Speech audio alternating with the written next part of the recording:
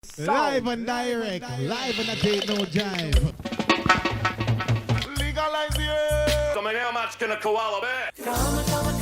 Koala bear, koala bear. Push me down, Josh. Koala bear. Push me down, Josh. Barry pulls a joint out of his pocket. Bill says, great, Barry, a reefer. Hi, welcome back to the Karma Koala podcast. And being koalas, we're very interested in the environment. We're up our trees at the moment in New South Wales, and we're about to have our World Heritage status taken away because logging is furious and fast in New South Wales. So I just thought I'd throw that in about our personal space, as well as talking about cannabis and the environment. And last week, whilst up the tree with my iPad, I noticed that Evan Mills in California had done a fantastic report on the state of regulated cannabis, and I should say unregulated cannabis, which is harder to define, and environmental issues. It's been a big issue for a long time, roundly ignored by inverted commas sector, the industry. So it's really good that Evan has taken a lot of his own time to do the research, write the report, post it up to get some fairly flippant responses, I should say, on LinkedIn. That immediately made me want to get in touch with him and talk about this issue far more seriously and see if we can make it something that more people are talking about. Evan, sorry for the long intro and sorry about the koala personal politics, but we want our trees to remain so we can stay alive and eat our eucalyptus leaves. Let's start with your background and what made you think I've got to look at cannabis, and were you getting sort of little snippets of information coming in and thinking to yourself, nobody's talking about this? Sure. Nice to be with you today as well. I might go back even a click before that just to provide a little more context on where I'm coming from, if that's all right. The more context, the better in the cannabis industry, I say. I was born the son of a poor dirt farmer. No.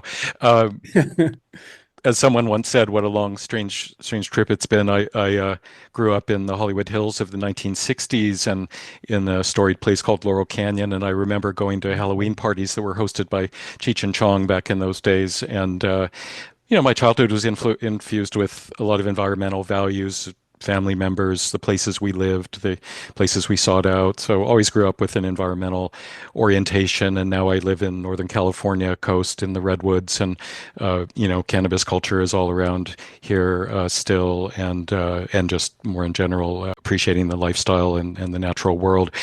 So not coincidentally, I think in my studies and my professional being, I went into environmental science, environmental studies through university. How could you not if you live in that part of the world? I mean, well, yeah, it's very popular. Although there are also people rebel, and they don't. But lots of great opportunities, incredible programs, in the universities here for sure, and I spent some time in Europe as well doing my PhD. And I spent 40 years my career in the energy sphere. So energy was the handle that I grabbed onto. So fascinating from day one, bringing in architecture and science and economics and people and resources, all these things. So I worked in universities and research labs. I ended up retiring as a senior scientist at the U.S. Department of Energy's Lawrence Berkeley National Lab. Also that's one of the bigger energy efficiency research centers in the world. And also I'm a research affiliate with the Energy and Resources Group at UC Berkeley, a academic unit that takes so you must be in tears look at all the these moment. Things. On a daily basis, I would suggest. It's rough. Yeah, it is rough. Let's hope the private sector and individuals can do things, because at the end of the day, honestly, improving anything comes down to consumers to make the choices they make. It drives everything. And with energy, consumer choices, to go in too much of a rabbit hole, but consumer choices, because it's relevant here, consumer choices drive not only energy use in your home and in your vehicle, but also in the industrial sector, because we're consuming from that, also in the broader transportation sector, because we're doing that, also in the commercial sector, because we go to banks and we go to schools and we go to hospitals. to do our work. So consumers are really important, and obviously the public sector can hinder or help progress there, but really it's so important how consumption is executed, and ultimately that's not really regulated.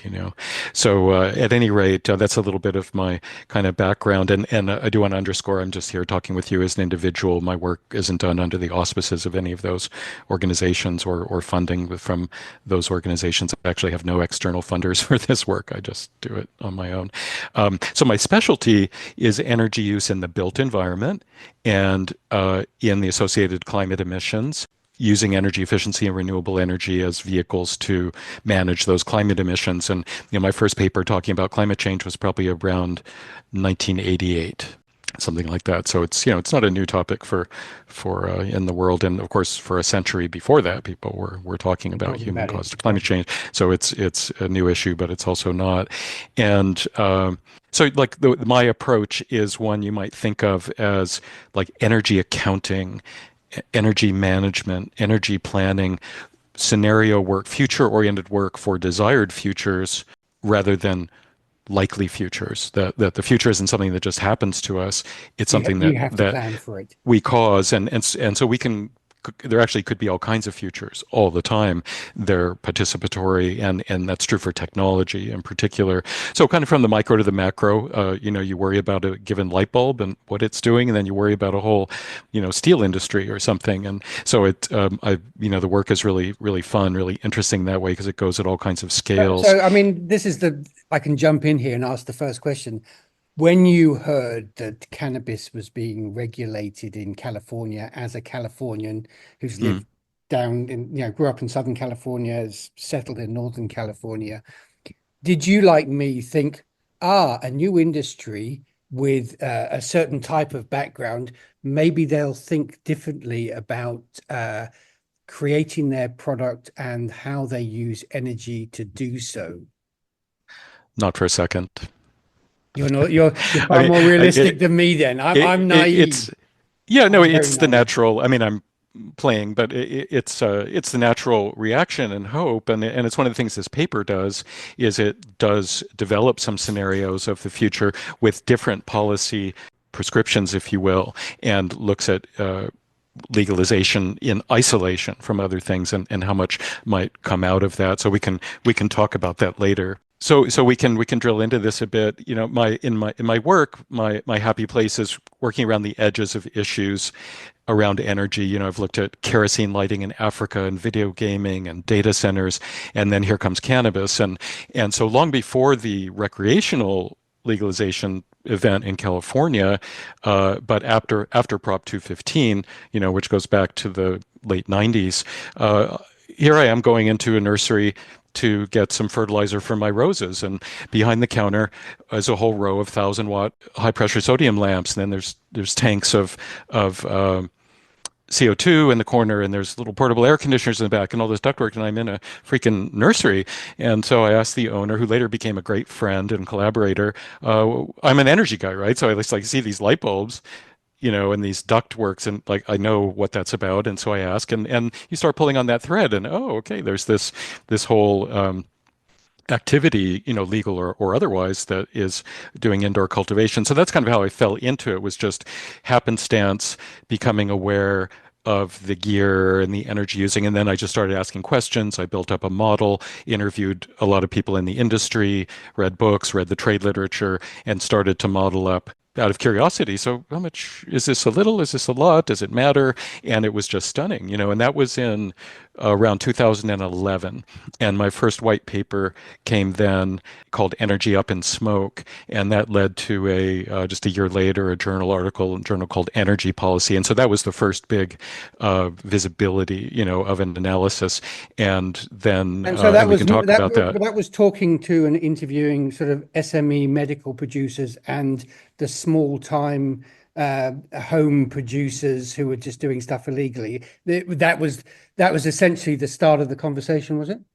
Yeah, and at those times, 2011, it was more of a home I mean, the indoor part, we didn't Yeah, the have hydroponics industry, as they like to call it, probably. yeah, and beyond, we didn't have the literally Walmart-sized factory farms, and we didn't have 300,000 square foot greenhouses either. So the scale was different, but a lot of the gear, a lot of the energy using dynamics Yeah, are so at that quite time, similar people as were now. quite willing to The talk scale's to you. different. People were quite willing to talk to you at that time because they weren't aware it was an issue. So it, I mean, I presume it was the sort No, of they industry they where, were aware. Everybody had a nagging feeling about it, and they knew what their utilities bill were. The growers in Northern California would typically refer to the electric utilities as their 20% partners, because about 20% rule of thumb, of your revenue is going right back to the utility. So they're very aware of the energy use and all the cost and the intensity of the equipment and the ballasts and all of that. But it hadn't been rigorously looked at to kind of see what the scale was like and see what's exactly driving it. How important is lighting compared to cooling, things like that. So people were, I mean, there was reluctance, but I had enough good people who would talk and share. And like I mentioned, this shop holder who was like the Levi Strauss in the industry locally was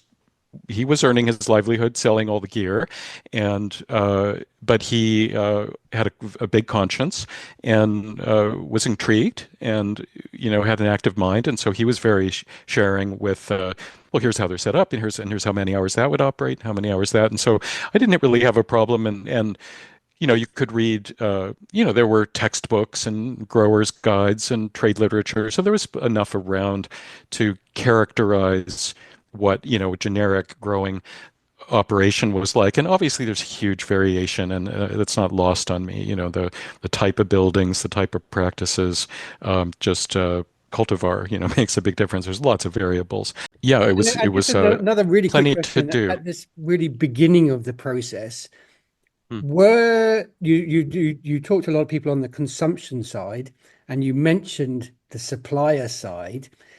Did you try and speak to the supplier side, and did you see whether they were aware and complicit in the way that they were making money at that time? I presume they didn't have the tracking software that they do now, but I mean, Hmm. even then, it would be pretty easy. I mean, that's how you bill people. So I'm really interested in, you started this conversation because you saw somebody who was selling to the consumer side of the industry, but none of it happens without the supplier side in terms of energy. How did you try and communicate with them at that point, just to talk about numbers, or nothing Hmm. political, but Yeah, just just trying to market gauge what was characterization. understanding? Yeah. Yeah, yeah. I mean, I'm big on studying markets around, whatever the thing is, heat pump water heaters or cannabis or whatever the issue du jour is. So when you say suppliers, you mean anything from electricity suppliers to lighting manufacturers. Is that what you mean when you say Yeah, yeah, suppliers? across the Yeah. board. Yeah. Never cooperative. Yeah, and fortunately, I didn't have to it wasn't essential, for the data that I needed. But in general, I found that, I mean, it's evolved. This has been almost 15-year odyssey now. It's evolved, but at the time, they just love the revenue. The utilities just love the Well, revenue. that's It's the actually, question I was that the answer I was yeah, trying to well, get. like I said, 20% partner. So, Yeah. and it's a nice what we would call a base load. It's running almost all the time. It's nice and relatively level and large, and so there's a lot of revenue, as you know. I mean, I estimated in the current study that just in the U.S., national energy spend is $11 billion a year in the United States for the cannabis industry. So that's the buildings, the facilities, the operations, all through curing and then the transportation that's That's associated, the almost retail. 30% of revenue across the country, isn't it? I think they're talking about Well, 30 yeah, it's billion less. at the It's moment. actually less than that. I mean, remember, this includes outdoor. Yeah. So this is indoor and outdoor and greenhouse and factory farm. So, but yeah, the commercial, but I'm talking, so my analysis looked at legal and illicit altogether. And as you probably know, in the States, the illicit side is, you see different numbers, but kind of from 2/3 to 3/4 of total consumption of Yeah. cannabis. So the illicit market is the larger side in terms of energy and resources, although not as proportionately large as the market because much larger share of illicit is outdoors. So the overall carbon emissions, I don't want to go off on a tangent, but overall carbon emissions from the analysis here is about 55% nationally is from the illicit side and about 45, from the legal side. So they're both equally important. But at any rate, they're big numbers, and utilities liked the load. They do rebates today. They have special tariffs. They want these customers, but they want them to behave. And we've had a lot of trouble with illicit growers and licensed ones going into the grid, buying these giant buildings and blowing out transformers in the electric grid. I'm not talking just about at their building, but like causing large scale blackouts. And this happened in Oakland a few years ago, and they ended up bringing in 12 tractor trailer sized diesel generators for 2 years to produce cannabis that they marketed as grown with renewable energy. So I'm going off again on a tangent, but No, it's so the no, utilities. tangents are fine because we're It's having a interesting, conversation. and everything's It's too connected. complicated not to go off on a tangent. Everything's connected, yeah, and that's what it makes it really interesting. And so anyway, so there you get into greenwashing and you get into utilities, and so there isn't it's a mixed bag, as my dad would say, for the utilities. But in general, they always welcome load growth, even if they say to speak to the otherwise. And then the manufacturers, never could get traction with them in terms of other than public statistics on numbers of light bulbs. But again, it sold. I didn't really need that.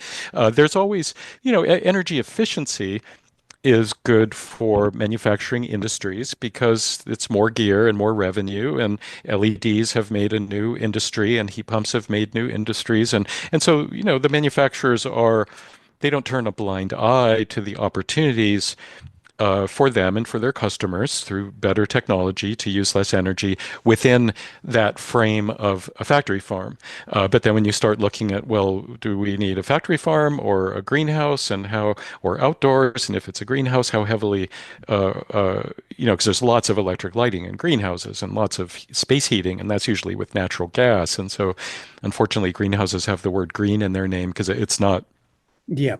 necessarily like Agreed. that.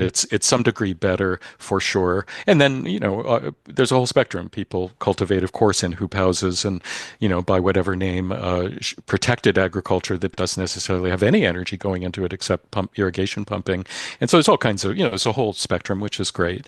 But long answer to your short question, the suppliers, as you called them, haven't really been allies, in understanding this. I'm sure they're interested in their own right because they want to understand, Miracle Grow, had articles in the Wall Street Journal, praising the cannabis industry. And so there's plenty of supplier interest for sure in this space, including those who build these buildings and the whole so-called controlled environment agriculture industry or protected agriculture or vertical farming, 27 different names for it. That's my next paper, actually. I'm looking at vertical agriculture for all other crops because it's not just cannabis that's grown indoors. And it's interesting to compare them. But anyway, multi-billion-dollar industry, lots of venture capital, lots of Yes, bankruptcies look, my going on. parents live on the south coast of the UK, and I grew up like you in the 70s, where West Sussex was a very the final vestiges of the old agricultural community, and now the Dutch greenhouse technology has come. Yeah, And you look from the train on both sides of you for miles on end, and these greenhouses are just taking over the landscape. So, yeah, you become more aware of the industrialization of producing, because we're tomatoes and lettuces, yeah. And the radishes. plastic and the resources and the non, the liquid fertilizers, the petroleum-based fertilizers. Yeah, it's globally. There are about 1.3 billion square meters of greenhouse space. and a big chunk of that's in China, but it's all over. And it's some of the remote sensing images are really, really, really No, when you remarkable. see that, we both, I'm happy to go off on tangents, but because well, it's such a big and complicated issue that people have tried to hide what's happened. So to unravel it, is a long conversation. By about 2015, when Colorado, Washington, Mm, and Oregon had come online, what were you beginning to see sort of mm, development of this industrialization of growing cannabis? Um, mhm. now, these are three states that, well, not so much Colorado, but especially Washington and Oregon, who like to give the impression that they are as rainbow as you can possibly be. What did you see happening, and how did it alert you to changes as these regulatory environments came into play? Yeah, yeah, what an exciting time intellectually just to watch it and think about it because I had put that kind of stake in the ground and then okay, now how's it going to evolve? And I did expect or wonder, well, I didn't expect, but I wondered whether legalization would lead to more rationality in terms of resource awareness and government support for doing things better. And it became pretty clear that it wasn't evolving that way, and that the indoor cultivation was really unleashed by legalization because now investment could come in and the all the fancy slick photographs of these giant canopies with perfect clonal flowers and people in white lab coats and it was just so gee whiz and big money and the benefits of indoor cultivation. I mean, there obviously are many. A lot of them have uh, counterpoints to them, but at any rate, it was really embraced. The greenhouses started to come, and that was interesting because the large scale greenhouses, because there were more questions than answered. Like, so is this better or worse? People would call me all the time and like, so are these large factory farms using more or less energy per kilogram of flour than the 10 light home grows or something out in someone's barn? And that wasn't clear because there were all kinds of reasons to think that it could be higher, it could be lower. But what we know for sure is that the demand for the product went up. The United States consumption of cannabis is like 2.5 times higher in tonnage, for the whole country than it was in 2011, 2012 when I did my first work. So you had that, you had this driver of energy use, all other things equal, just by consumption going up. And then on the other hand, the grid was getting clean.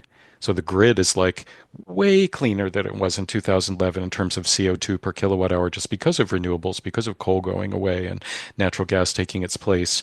And so you had that going on. So all kinds of dynamics, and it wasn't clear intuitively how that would pan out. But I certainly saw that the very little effort was being made by the regulators, by the suppliers to promote energy efficiency. And I saw that And what about these the companies? Whether do you think they had thought about, were they just going to charge it on to the consumer, yeah, their energy costs, rather than yeah, thinking out from day one, how can we use our energy wisely, that because yeah. it's costing us money, but that I think a was a lot of gold rush, people, so they thought, you know what, we can just price it out to the consumer. yeah, we call it the green rush, Yeah. here. And no, I think a lot of people were blindsided in finance. And they, yes, they thought, of course, they would pass their costs along. The product sells for more on a per unit basis, which to me is not completely rational. So they knew the revenue would be higher per unit, and they had a lot of capital, a lot of venture capital, billions and billions and billions of dollars coming in. And those people were earning a lot of their money up front and didn't necessarily have a stake. And then, companies went public, of course. And I think there's like 25 public companies just in North America who are in the stock market. So people made fortunes on Yeah, it was a stock on play. A lot of it was a stock play, on nothing stock to do. Yeah, offerings, yeah.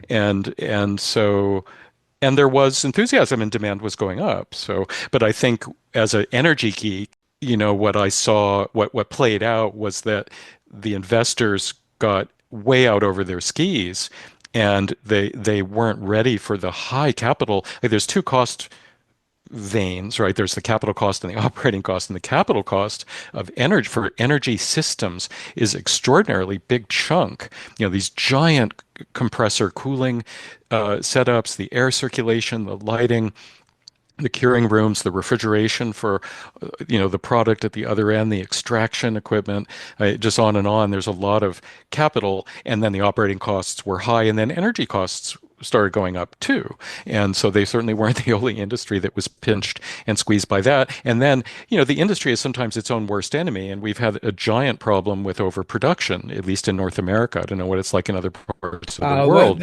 And so, the rest of the world has worked out that the Americans have overproduced and the Canadians have overproduced, therefore they can just yes. keep import. That's a whole nother discussion. It's one of my Yeah. bugbears about the Australian market. Well, it's really important to the energy story because whether it's consumed or not, the energy embodied in the cannabis that's grown needs to be credited somewhere, it needs to be applied to something. And so what do you apply it to? You apply it to the cannabis that's consumed. I mean, that's so part of the carbon footprint of cannabis now is the burden or the overhead of the overproduction. Now, I wasn't able to include that in my numbers because we don't know what those numbers are well enough, but that's one of the looming issues here. And then meanwhile, for energy, and then meanwhile, the overproduction caused prices to go down. And so then there was this pinch. So you had energy prices going up and cannabis prices going down and expenses beyond what, energy equipment and operating expenses beyond what were forecast. So it's become a big problem. And I think it's at the root of or at a causal effect factor in a lot of the bankruptcies that have happened. I can't tease that apart myself from other factors, but it's got to be a major factor in insolvencies with growers. And you've also seen restructuring. I know like canopy growth in Canada made a big shift from indoor windowless factory grows into greenhouses. And They're all probably, trying to flog off their greenhouses. Oh, let's sell it to somebody who's going to grow lettuces. But the problem is that the lettuce people are far too smart and know the numbers already. yeah, and it needs a different kind of facility, Yeah. and it's way less energy intensive. It doesn't need all of the gear that's there. So yeah, it's a lot happened. A lot was going on during the 2010s as you were, focusing on, and the regulators weren't engaging, and the environmental organizations weren't engaging. Academia wasn't engaging. The federal agencies who worry about energy and environment weren't engaging. Democrat president, Republican president didn't really matter, and so it was demoralizing and not really unexpected to see this kind of silent, so slow moving thing. And it's out of sight, out of mind. They're big warehouses mixed in with all kinds of other warehouses, and people don't realize, and consumers don't realize, and there's no product labeling, and there's no consumer information, that really helps the I would say small percentage of the consumers who would have this be a high priority, vote with their pocketbook on it.